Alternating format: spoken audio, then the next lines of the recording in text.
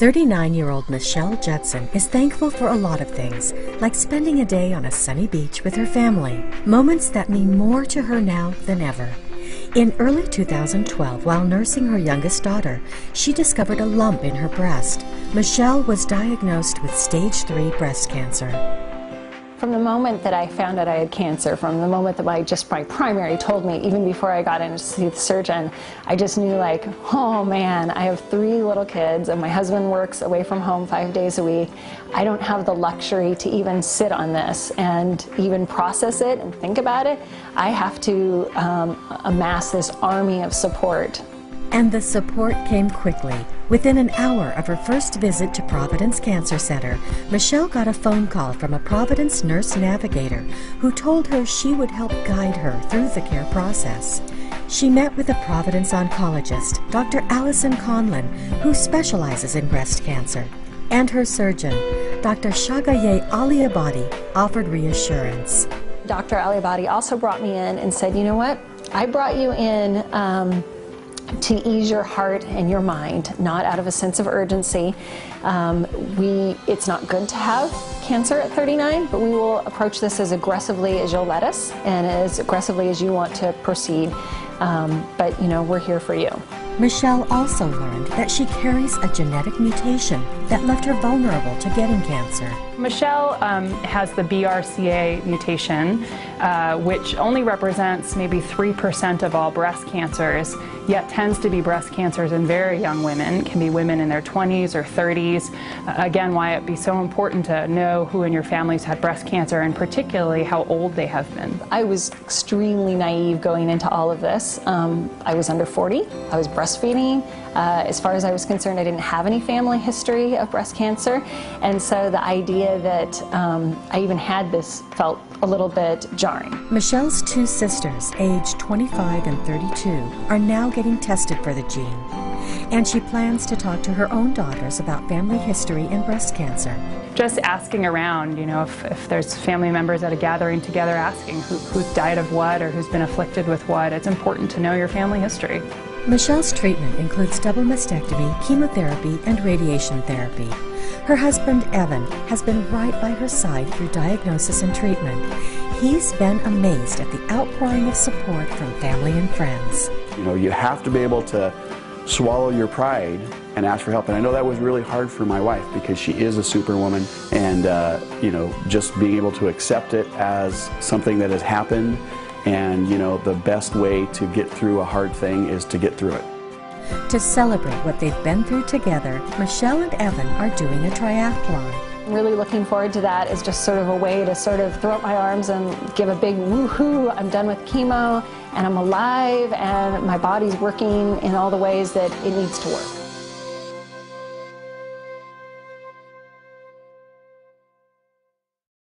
Ladies and gentlemen, please welcome Michelle Judson.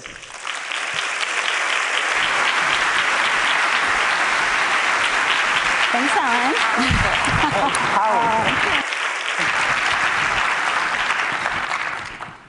Well, I think they were going to have Angelina Jolie speak to you today, but we're in luck because I'm her genetic twin and also carry the BRCA1 mutation. So I thought I would speak a little bit today about the life of a cancer patient and what it's like to go through that experience. So I have some props and I also have some pictures, so hopefully you'll enjoy it all. I can get myself set up here.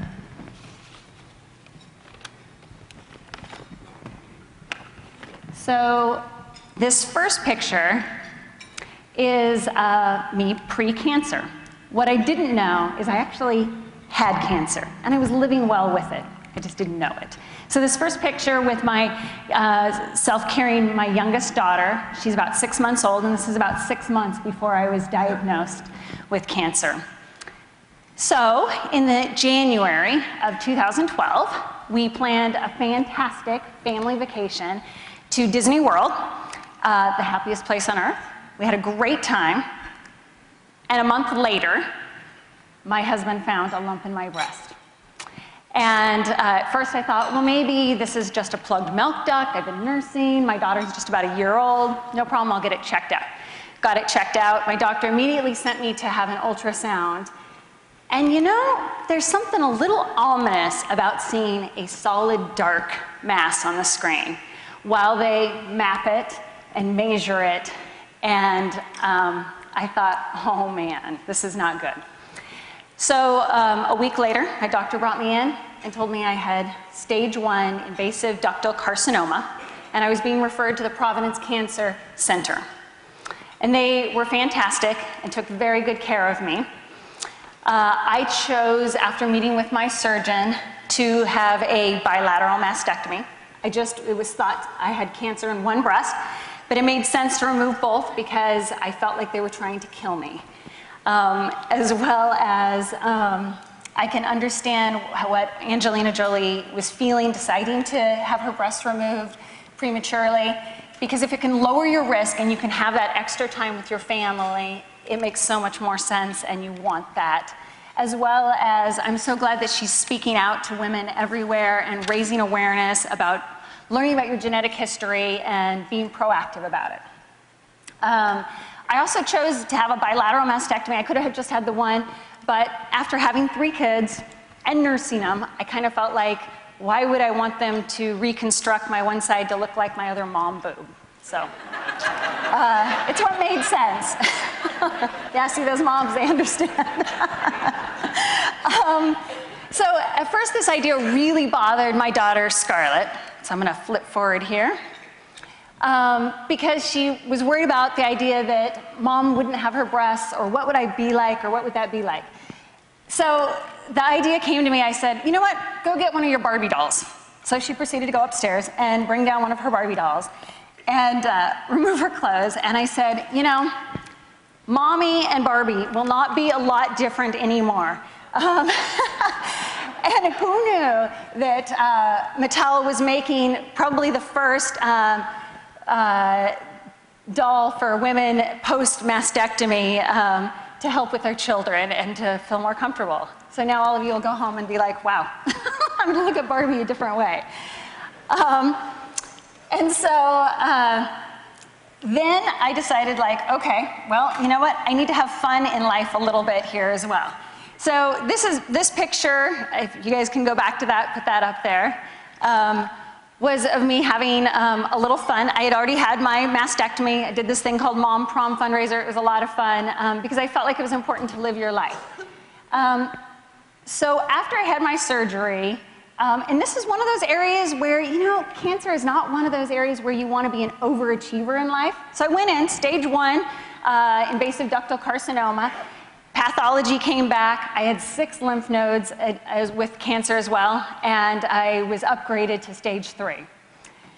So that was a little bit hard, and you're sort of in those first few days kind of living your own death, and it felt kind of dark and hard. But I also felt very, very hopeful and like I was ready to stand up and fight. I knew that I would have to have chemo, that I would have to have radiation, and I'd already had the surgery. So in essence, I kind of got to have the whole cancer spa treatment, is how I started dubbing it. I already had started with the body reshaping. I now was going to get to have the chemo deep cleanse, and followed by the extreme light therapy with radiation. So I decided, because I was going to lose my hair in about 10 to 14 days after my first chemo, that I was going to do a head shaving party and take this on my own terms. And so my children got to help. That's my youngest there. She looks very happy to help with this. Now look, this is my oldest. You can see like her tongue's kind of in the side of her cheek. You know, she's really working on this. And then I had to have some fun, so I did a mohawk, because, you know, I hadn't ever my whole life, and, you know, what now? What better time? And then I had to try on some new looks. And I don't know, but I don't see a cancer patient when I look at those pictures. And I had already had 1 chemo.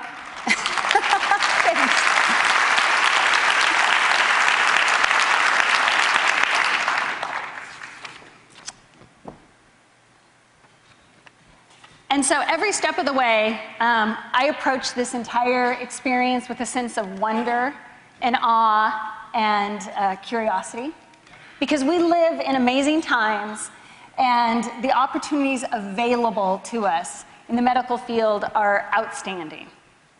And that my experience was outstanding.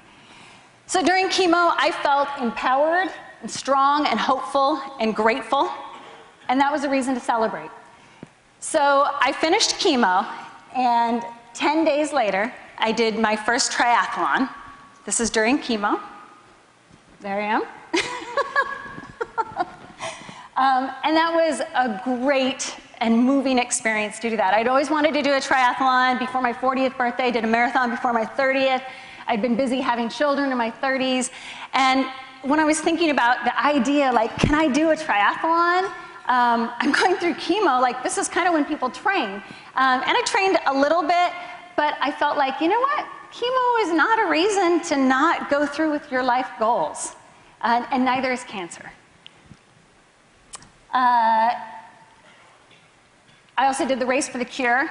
During this whole experience, I've met amazing friends and met amazing people, and I have new friends and lifetime friends. Support has come from everywhere. I've had a soul-bending year, and I'm still here.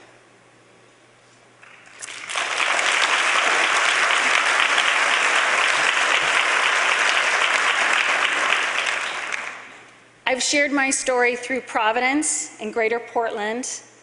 I participated in my first Race for the Cure, completed my first triathlon, attended my first Young Survivors Breast Cancer Conference, and shared my hope with all of you.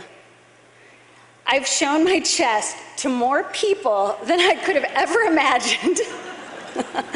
And I've talked about things that I never could have imagined speaking of.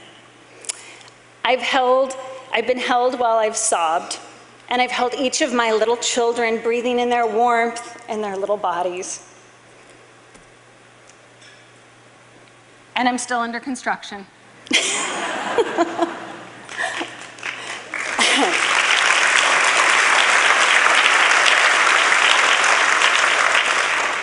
Overall, I'm doing well. In the course of 1 year, I've had 4 surgeries, 8 rounds of chemotherapy, 28 days of radiation. I've had my ovaries, fallopian tubes, uterus, and cervix, and 26 lymph nodes removed, as well as my breasts, and I've had my chest expanded to more than double my original size. Which early on in all of this, I decided to embrace. When life hands you lemons, sometimes you have to accept grapefruits.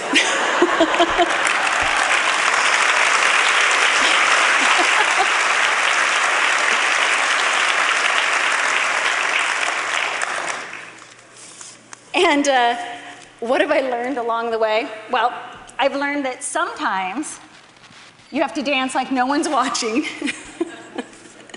You have to learn to trust, love, and hope like your life depends upon it.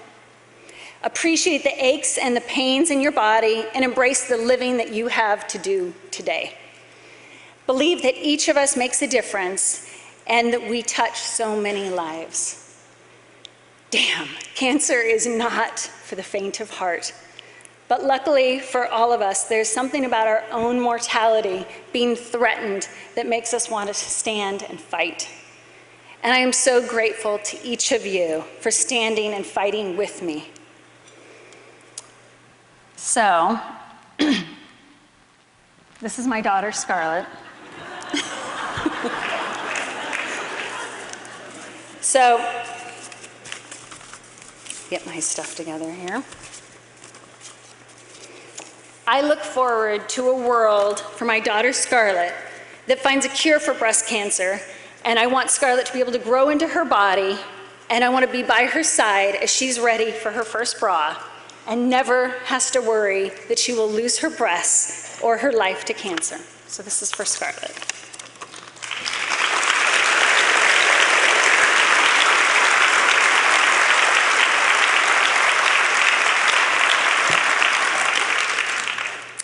And this is for my son, Stone, because I want a world for my son where Stone never has to worry about developing prostate cancer or undergoing surgery treatment or face his own mortality. So this is for Stone.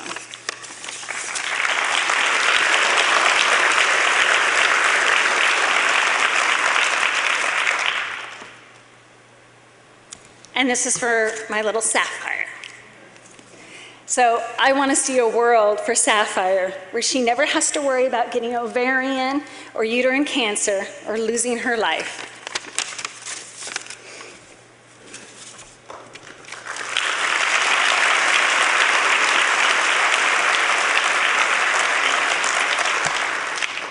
And last, I carry a gene that makes all these possibilities real for my children. And I believe that if we all band together, we can banish these fears from our world. And I believe in our future, and I believe in my future. Thank you.